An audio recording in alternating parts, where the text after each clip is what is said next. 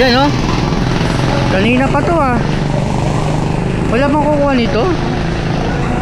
Fairview hanggang Rodriguez pala to. Akala ko San Mateo lang.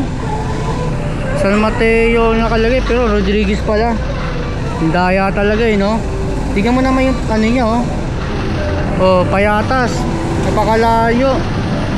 Hanggang Rodriguez Rizal pala yun. Akala ko naman San Mateo lang. Tapos 18 kilometro, magkano lang? 149. Pag binawasan pa 190 na lang ito. Naku po, talo sa gas. Mamahal man ang gasolina ngayon. Ang mahirap nito, may abono pa.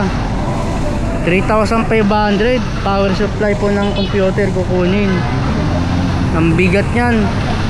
Saka polling pa siya oh. Kanina pa to, wala pang kumukuha.